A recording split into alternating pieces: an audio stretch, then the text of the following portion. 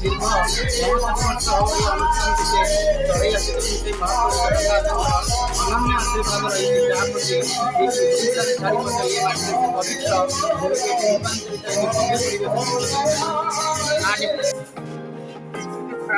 ଅନୁଷ୍ଠାନରେ ବିଗତ 30 ବର୍ଷ ଧରି ସେ ଅନୁଷ୍ଠାନ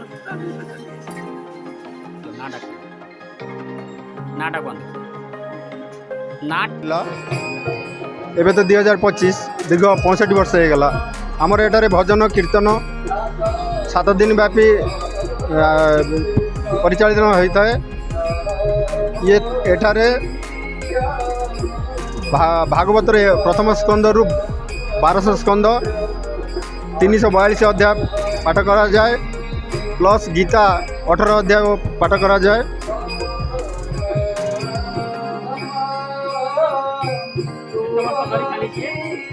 ଦୀର୍ଘ 65 ବର୍ଷ ଧରି ଚାଲିଛି ଆମର ଓଡ଼ିଆ ଭାଷାର ଅନ୍ୟ ପିଢ଼ି ତ ଆମର ଯେ ସମ୍ପାଦକ ଅଛନ୍ତି ସୋମନାଥ ଦାସ, ସିଏ ଧୀରେ ଧୀରେ ଛୋଟ ଛୋଟ ବନ୍ଧୁମାନଙ୍କୁ ନେଇ ଇଏ ପ୍ରୟାସ ଜାରି ରଖିଛନ୍ତି ଏବଂ ଦାୟିତ୍ୱ ବି ଦେଇଛନ୍ତି। ଆଜ୍ଞା, ଦୀର୍ଘ 6 ବର୍ଷ ହେଇଗଲା ମୁଁ ସାଧାରଣ ସମ୍ପାଦକ ଭାବେ ଅନୁଷ୍ଠାନର କାର୍ଯ୍ୟ କରି ଆସୁଅଛି। ଆଜ୍ଞା,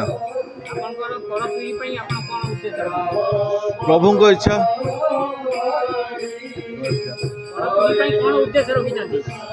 ପର ପିଢ଼ି ପାଇଁ ଯିଏ ଆସିବେ ସେମାନେ ସେଇ ଭାବେ ଆମେ ଯେମିତି ପରିଚାଳନା କରି ଆସୁଛୁ ଅନୁଷ୍ଠାନଟିକି ସେମାନେ ସେମିତି ପରିଚାଳନା କରିବେ।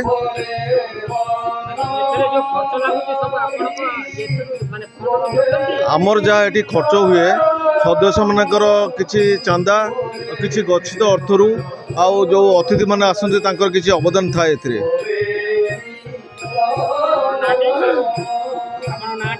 ଶମ୍ଭୁନାଥ ଦାସ, ସାଧାରଣ ସମ୍ପାଦକ ଶ୍ରୀ ଶ୍ରୀ ଭାଗବତ ସପ୍ତାହ ଅନୁଷ୍ଠାନ 6 ନମ୍ବର ଗୁଣ୍ଡିଚା ଲେନ୍। ହଁ, ମୁଁ ଏଠି 20 ବର୍ଷ ଧରିକି ଶ୍ରୋତା ହେଇ ଆସୁଛି। ଆଗରୁ ଏମିତି ଛୁଆମାନେ ବହୁତ ବଢ଼ିଥିଲା, ବର୍ତ୍ତମାନ ତା ଆଶୀର୍ବାଦରୁ ଏମିତି ଚାଲିବ ଯେଉଁ ପର୍ଯ୍ୟନ୍ତ ତାର ଦରବ ଚାଲିବ। ଆମମାନଙ୍କ ହାତରେ କିଛି ନାହିଁ, ଏହା ଚାଲିଛି। ଆମେ ଉଦ୍ୟୋଗୀ ସହକର୍ମୀ ଉଦ୍ୟୋଗୀ, ଆମେ ଉଦ୍ୟୋଗ କରୁଛୁ, ତେଣିକି ଯାହା ଫଳ ହେବ ଏଇଆ। ହଁ, ନା ନରେନ୍ଦ୍ର ନାୟକ। ଆଜ୍ଞା, ମୋ ସଭାପତି ଭାବରେ ଦୀର୍ଘ 7 ବର୍ଷ ହେଲାଣି ଚଳି ଆସୁଛି। ମୋ ପୂର୍ବରୁ ଯିଏ ସଭାପତି ଥିଲେ ସେଠୁ ଯେଉଁ ଚାକିରି ଅବସର ନେବା ପରେ ତାପରେ ମୁଁ ଦାୟିତ୍ୱ ନେଇଛି। ଆଉ ଆମର ଏଇ ଅନୁଷ୍ଠାନ ବହୁତ କଷ୍ଟରେ, ଆମର ଯେଉଁ ପୁରୁଣା ଲୋକମାନେ ବୟସ୍କ ଲୋକ ଥିଲେ ତାକୁ ବହୁ କଷ୍ଟରେ ତିଆରି କରିଥିଲେ।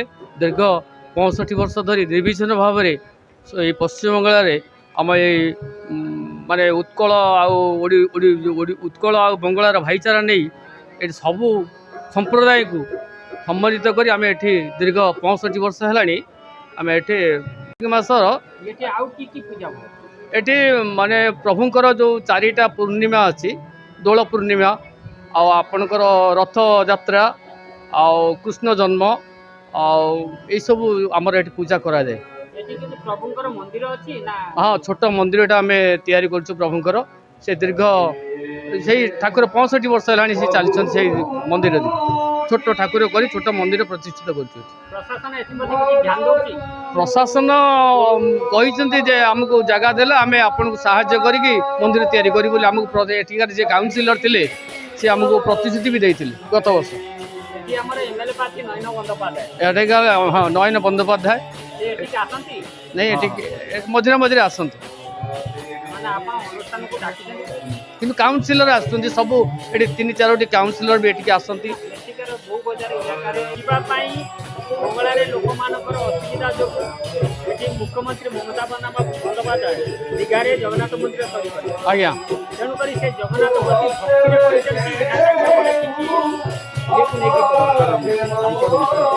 ଆଜ୍ଞା, ପୁରୀ ଜଗନ୍ନାଥ ମନ୍ଦିର ହେଉଛନ୍ତି ବିଶ୍ୱର, ସିଏ ହେଉଛନ୍ତି ସେଠାରେ ପ୍ରତିଷ୍ଠିତ ଆଉ ସାରା ବିଶ୍ୱରେ ବି ଜଗନ୍ନାଥଙ୍କ ମନ୍ଦିର ପ୍ରତିଷ୍ଠା କରାଯାଇଛି, କିନ୍ତୁ ସ୍ୱୟଂ ବିଦ୍ୟମାନ ହେଉଛି ନୀଳାଚଳ ଧାମ ହେଉଛି ପୁରୀ।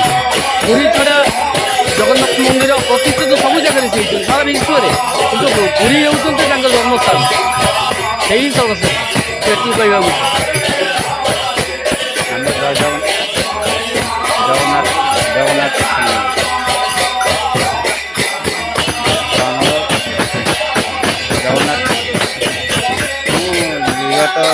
ବିଗତ 2 ବର୍ଷ 2.5 ବର୍ଷ ଆଜ୍ଞା ଭାଗବତ ସପ୍ତାହ 76 ବର୍ଷ ହେଲା ଚାଲିଛି। ମୋର 40 ବର୍ଷ ହେଇଗଲାଣି 6 ନମ୍ବର ଗାଡ଼ିରେ।